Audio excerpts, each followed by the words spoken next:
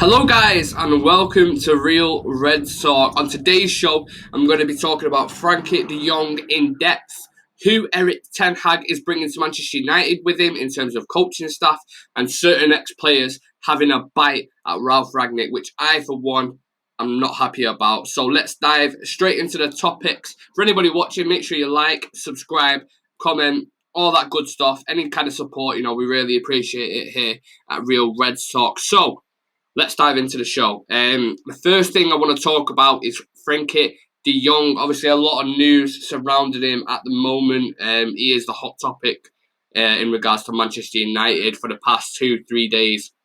It's just absolutely blew up everywhere. You've got real journalists talking about it, like the real credible ones. So there's definitely something in it. But when we talk about Frenkie de Jong, what type of player is he?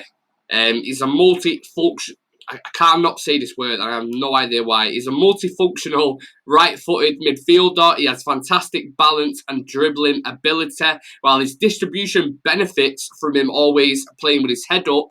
He has a lot of control, tactical nous, acceleration, craft, and sharp decision-making. He can change the game in a blink of an eye. Despite de Jong's clear technical ability for all to show, it was internal issues with Barcelona that's conflicted with the team's decline in performance. But now Xavi has come in. He's kind of elevated that now, and you're starting to see, de Jong back to his old ways again.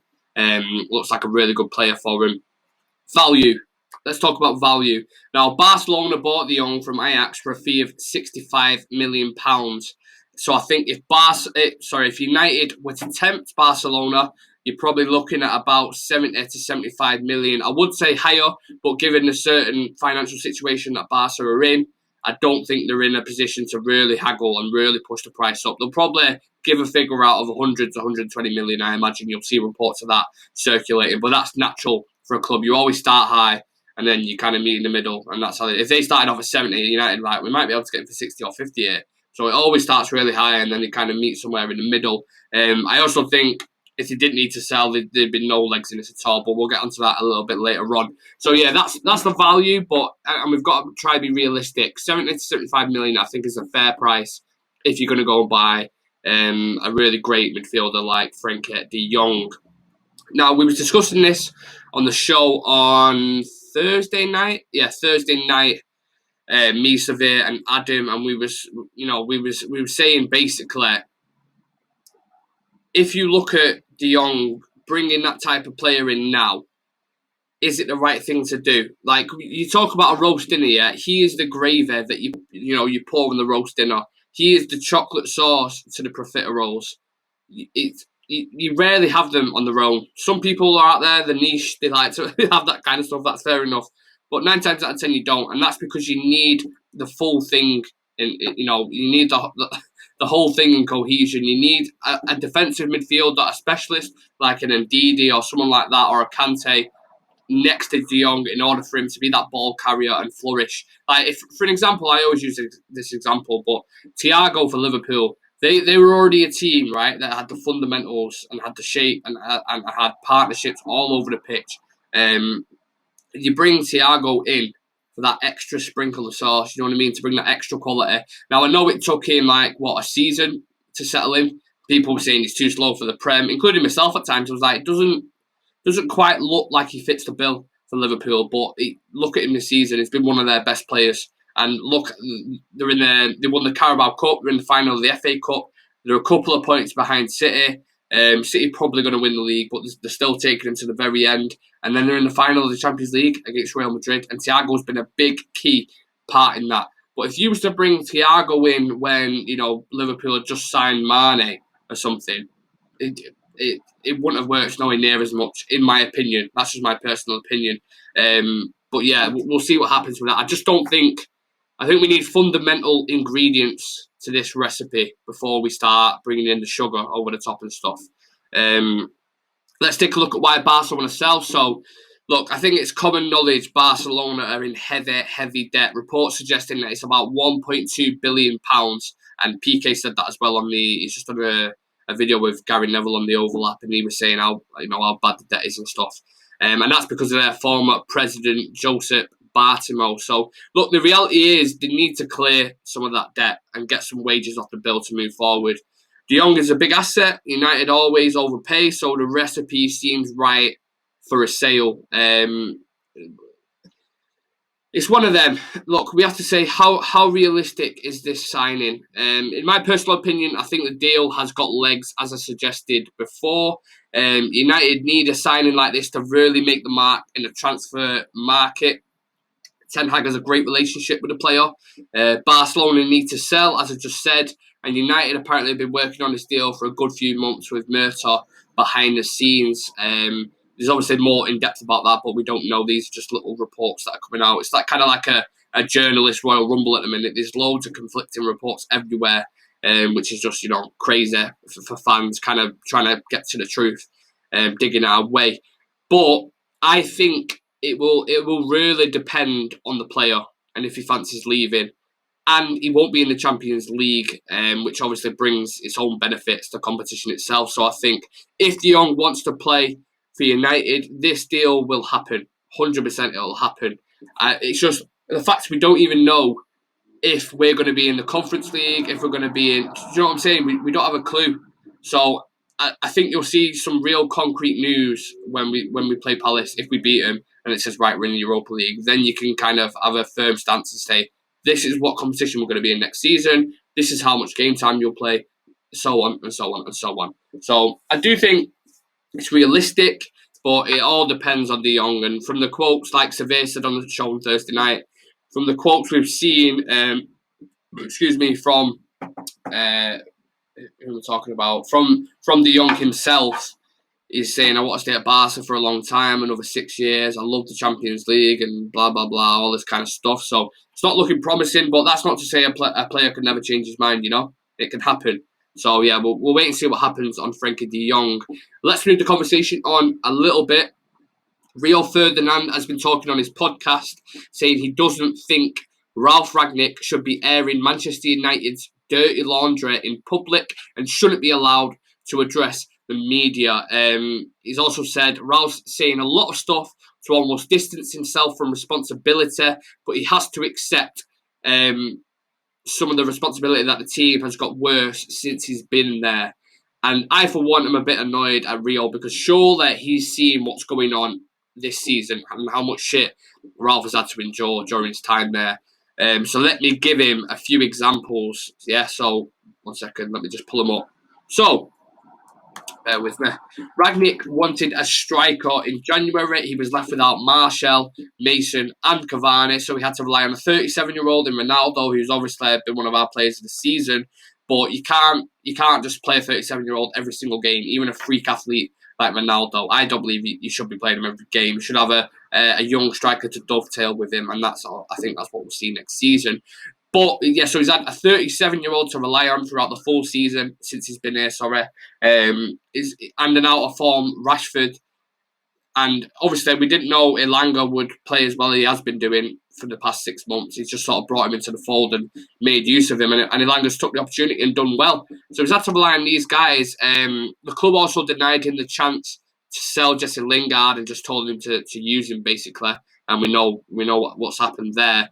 He's had continuous leaks coming out from Dean Henderson, Lingard and Eric Bailly, which has a detrimental effect on the team as a whole and causes damage to the team's performances, which I think we have seen on the pitch. I think most people would agree with that. He wanted to bring 4 or 5 coaches in, and United said you can only bring a couple in. The rest are like a mixture of all his staff as well, so there's just raw confusion running through the club. He got asked about Darren Fletcher's position and why a technical director is on the sidelines giving instructions to the players, and Ralf simply said pretty much he doesn't have a clue, which shows the board are overruling him in certain aspects again. His captain, Harry Maguire, has been putting in catastrophic performances week in and week out. And the club don't want him to leave even more value than his £80 million.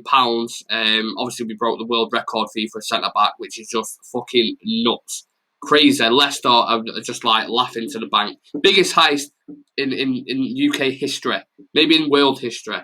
So yeah, they're telling him to keep playing him so he keeps his value. But if anything, the more he plays, the more he decreases his value because people are seeing, his faults every single game now, and it's just not great. And then the board are consistently putting pressure on him to play him. So yeah, and the players have not only downed tools, guys. They've dug them in the ground and just said, you know what, I can't be arsed this season anymore. There's about 8 players that are leaving in the summer, so there's disinterest when it comes to training and application. Not to mention the media circus in the last 6 months, where there's a new rumour every single week, and people are just throwing pelters at him in a press conference. So he's dealt with that extremely well, might I say. So yeah, Rio, he's called out United on some of this shit. Of course he has. Why should he keep hush like Solskjaer did and sugarcoat it? This bandage needed to be ripped off, and the club needed to be exposed for what's really going on, and the fans deserve that, especially after this season. In most walks of life, the first step is admitting the problem, and then you start to address it. You start to build off steps from that. We're seeing big changes now, and do you really think these changes would have been happening if Ole Gunnar Solskjaer was still in charge? Just sit there for a minute now and ask yourself the question, honestly. Do you think that the changes you're seeing right now would happen if Ole was still at the helm? Because in my personal opinion, I don't think we would have. Look, Ralf Rangnick is a builder of clubs and has massive experience in this. Is he a world-class manager? Probably not. But he's doing what he's doing for Manchester United right now.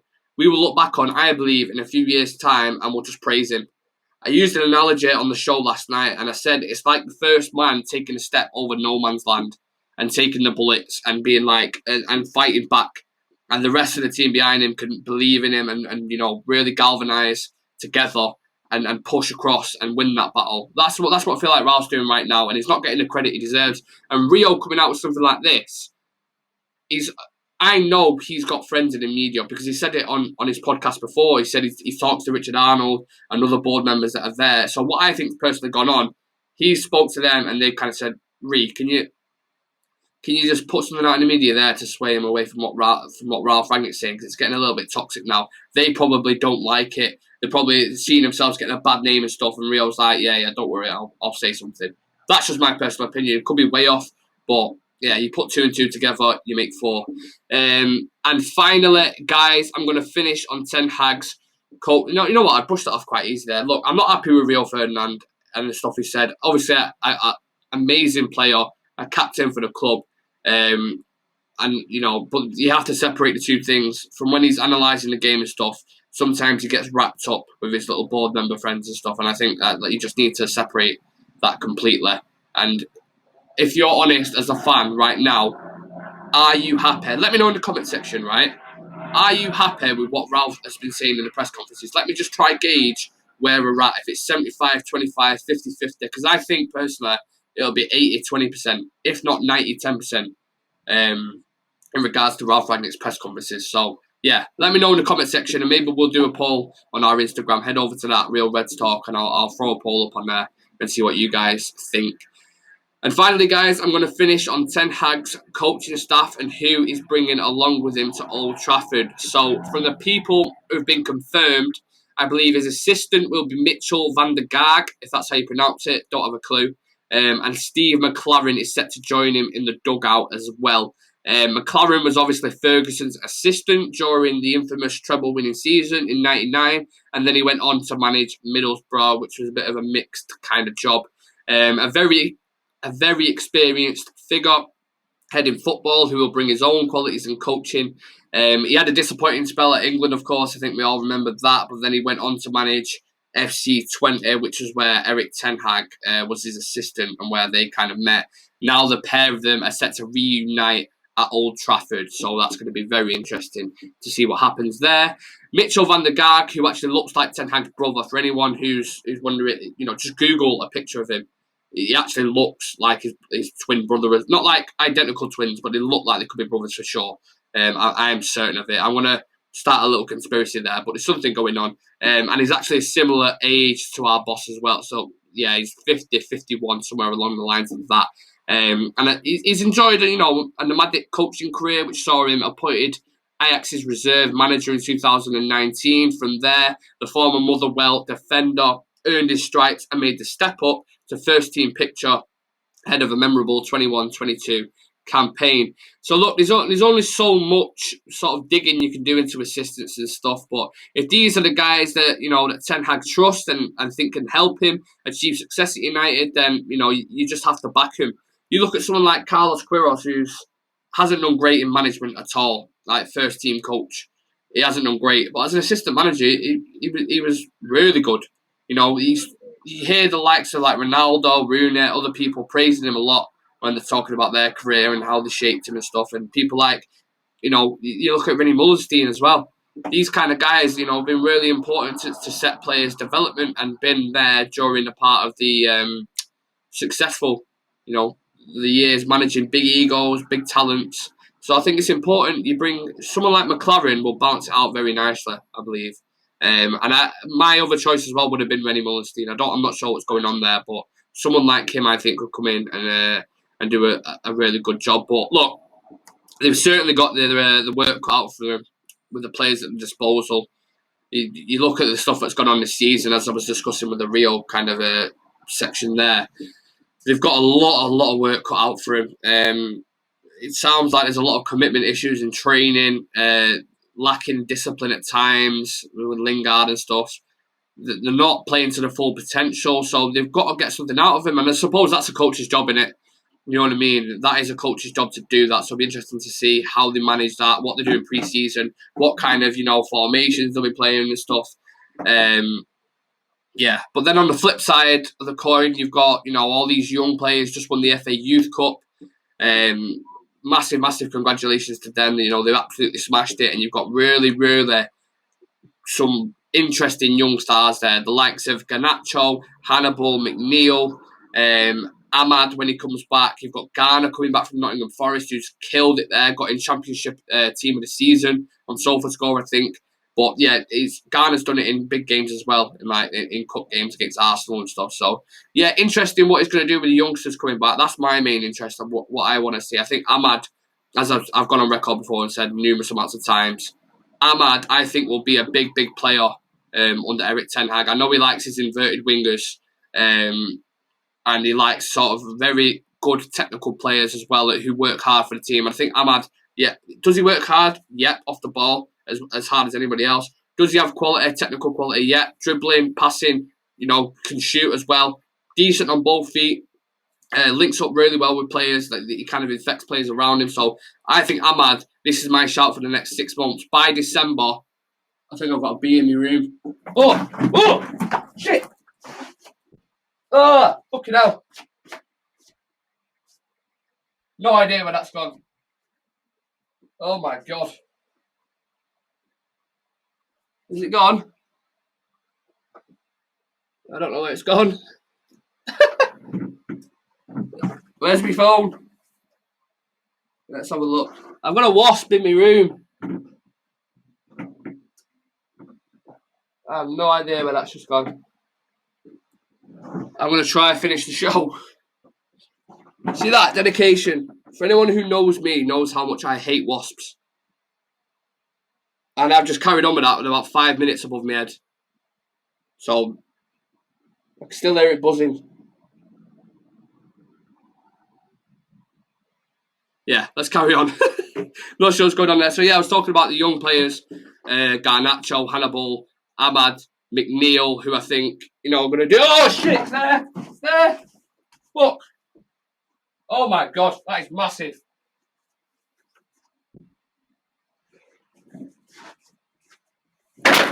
Oh, my God, shit. I've just... Wow, I've just snapped me light. Oh, my God. I don't know if it's dead or not. Ah, this is turning out to be an absolute madness. Where is that wasp gone? I don't know. Ahmad, Hannibal, Garnacho, all these young players, it's exciting. When the season ends and we can really get, you know, dig our feet into the ground and get on the pitch and coach them, I think it's interesting to see where these players go next season. And if we're in somewhere like the Europa Conference League or we're in just Europa League, then that's where the talent can shine. And then slowly drip feed him into the first team under Ten Hag, and we know Ten Hag loves youth. So, yeah, really looking forward to that. And yeah, let's see what happens, guys. Obviously, all that kind of shit. Sometimes you're doing a show and just something happens and it's madness. I've broke my light. I think I've killed the wasp. I can't hear it buzzing anymore. Crazy. So thank you guys for tuning in. It's been an absolute pleasure. Get your comments in below. As I said before, we're going to run a poll on Instagram to see what you thought about Rio's comments. Make sure you hit that subscribe button and the notification bell so you don't miss a show from us. We've got content daily. We've got transfer updates and clips and stuff on TikTok, Instagram, Twitter, all that kind of stuff. So make sure you follow us on socials. And my name's Nick. This is Real Red Talk. I will see you in the next one. I'm going to go ahead and find that wasp right now. Peace.